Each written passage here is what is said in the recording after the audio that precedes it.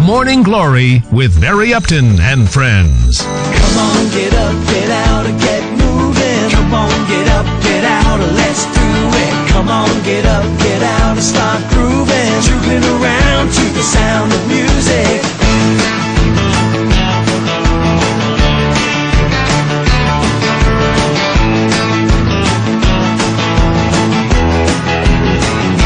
Welcome back to the show. It's MGTV and Morning Glory together coming at you simultaneously. And our special guest today, Mr. Barry Kenyon from Immigration Assistant. Is that right? Something like that. And you were going to bring in, hopefully, there was going to be a special guest, wasn't there? Yes, we were hoping to invite one of the police captains here today. Yeah. He's a fan of the show, isn't he? Oh, he is a fan of the show, but he's not been available. No. And so we hope the next time, if you invite us again, to have a real life policeman. That'd be fantastic, and it's always great when people are that enthusiastic about what we're doing here as well. Now, the retirement visas. Let's have another reiteration. One of the most popular things that people have said to me that they like about seeing you on this program is that you can give out this kind of information, but it just doesn't sink in. So, for those of you that may have not heard this information before, and those who didn't sink in last time, please reiterate. Well, just in outline, we can't dot all the I's and cross the T's, but a retirement visa is available to any foreigner over the 50 years of age and over. You don't need to be retired. This is one of the main confusions. You can be working outside the country full time and just coming here on holiday. It's up to you. You can't, however, be working in Thailand. If you do that, you need a work permit and not a retirement visa. You can't work with a retirement visa. The rules are fairly simple. It's simply a matter of proving you have access to 800,000 baht, which you can do in three ways. You can have it in a bank here in Thai baht or in a foreign currency account. As long as it's in Thailand, it's okay, in pounds, dollars, that sort of thing, euros. And it's got to have been there 2 or 3 months, depending on whether it's your first time or not. Or a popular way is to get a letter from your embassy saying you have income worth 800,000 baht or $20,000, £15,000, that sort of thing. But you do need a letter from the embassy to confirm that.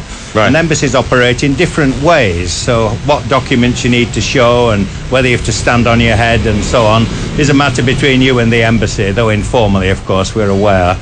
Some embassies will do it in Pattaya if they have an office, some won't. So you've got that to sort out in the light of your personal country of nationality. Or you can pick and mix. You can put together the letter from the embassy and money in a Thai bank to make up the 800,000. And we can give you such a visa. Well, you have to pay for it, of course. We can award you such a visa on any current visa you have. Even a month at the airport, we can. And you don't have to leave the country. Am I right in thinking? No, we don't have to leave the country. That's right. You're quite right. You get a multiple entry or single entry re-entry permit. You've cracked it. Right. But we can convert to this 1 year visa with any visa you currently have, even a month on arrival. You don't necessarily need a non-immigrant visa. Right. But you do for other types of 1 year visas. So, it's just the retirement we're talking about today, and not education or marriage. And what about the 90-day reporting? Well, the 90-day reporting is the nightmare that many people subject themselves to. It's fairly simple. You ask yourself a simple question: have I been in Thailand for 3 months or not? If the answer is no, you haven't, such as you came back from the airport fairly recently, then you don't do it. Only if you've been in Thailand for 9 months. And then you report within a 3-week window, 2 weeks before the 90 days is up, or 1 week after is okay. Because remember, it's not a visa and it's not a permission to stay. No. It's a requirement, the 90 days. Keep the police informed of where you are. Yeah. And I think, quite rightly as well. But there's advantages to having that retirement visa because you don't have to leave the country and come back in, do you? No, not at all. That's the great part. You don't have to go backwards and forwards. If you could when you wish to. Yeah. Reiterate exactly where the immigration office is so that people, there might be some people listening now or watching who don't know where it is.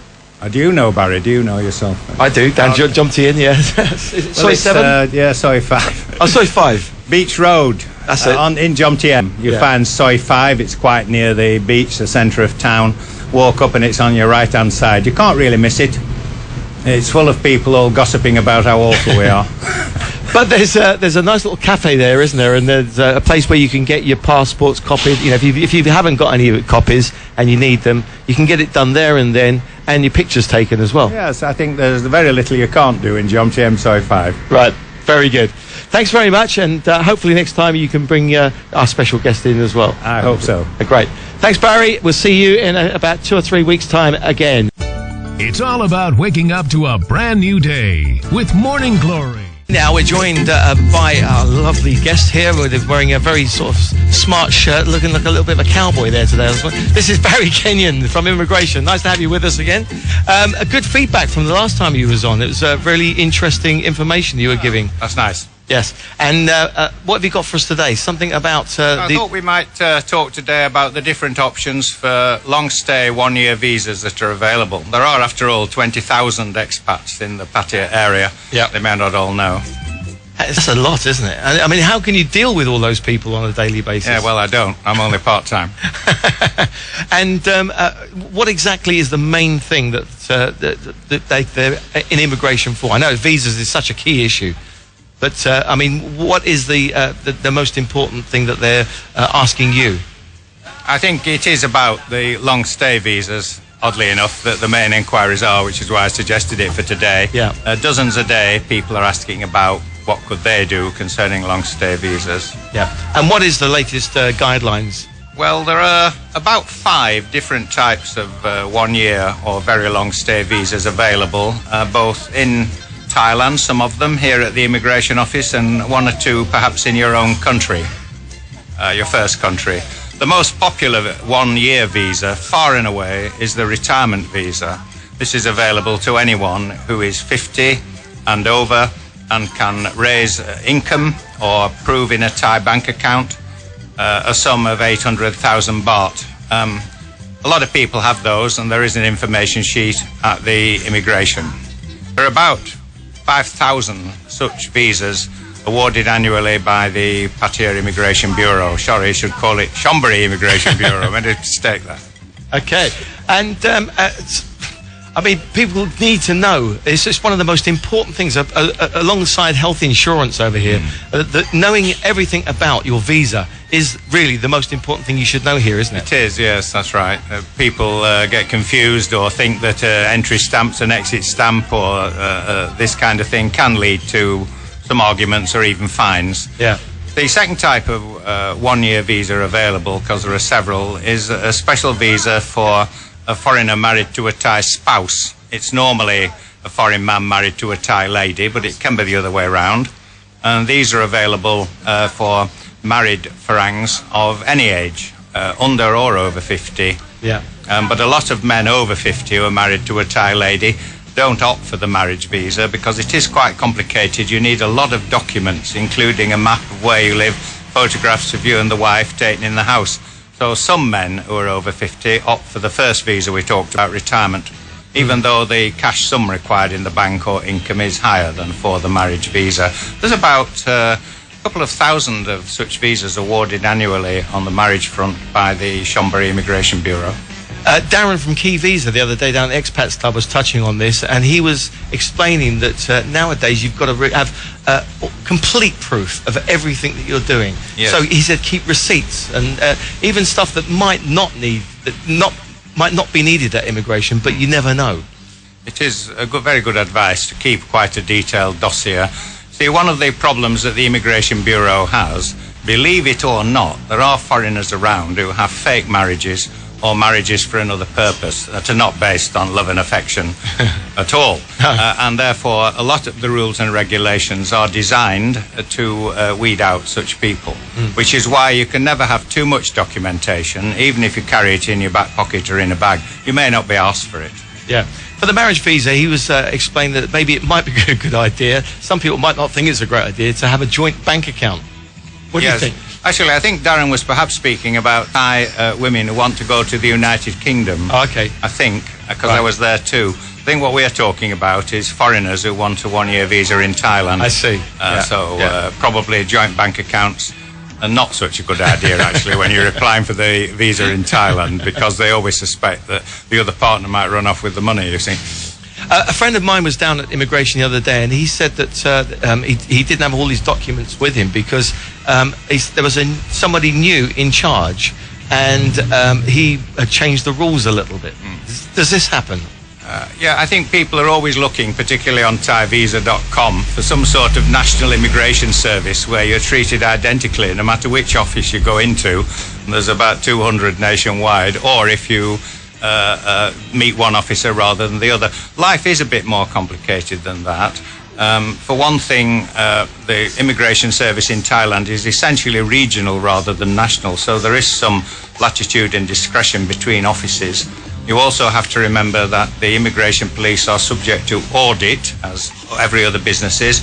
Quite often the auditor might say, look, I'm not very happy about the lack of documentation. For example, when you report the 90 days, which many one-year visa people do, therefore ask people to do a copy of their passport and provide details of their address, so that these details can be entered quickly and without any error onto the computer database. Often people's handwriting is illegible. So, you know, there's all sorts of issues other than being idiosyncratic. It can be an audit requirement. Is the moral of the story, if you don't really know everything, then just come down and see you? Yeah, I think so. You're the friendly face at the front. Well, sort of, but not that friendly, really. Oh, come on. But I'm only there part-time. I think the important thing is that help is available between 8:30 and 4:30. Yeah. It's not really wise to look for me all the time. I'm there when I'm asked to be there, usually when the business is... But the trick is not to be afraid to go down there and get the information, the correct information. Right, it's just that we get a bad press sometimes on the internet, and actually the officers are, in my opinion, very helpful and friendly. Especially if you go in there and treat them in the right way, is that right? Right. You're going in short pants with a sleeveless shirt or start shouting your way around the tables, you'll be asked to leave, yes. You just have to keep calm, whatever the pressures are. Yeah. But right now, it's time for our Artist of the Week. Pattaya People Radio presents Artist of the Week. Now, my Artist of the Week this week, or our Artist of the Week, I must say, because we all choose this artist, and today we collectively came up with Elton John, because he's got such a big portfolio of songs, and such a popular figure, and such a great songwriter. And here's a fantastic song now, again in concert. You can see him doing a song. Well, I think I'll let Elton introduce it himself.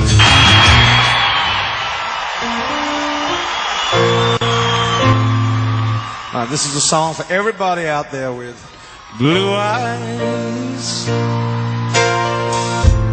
Baby's got blue eyes, like a deep blue sea on a blue, blue day.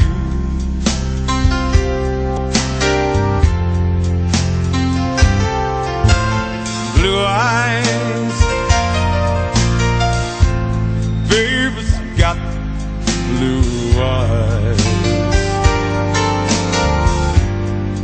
When the morning comes,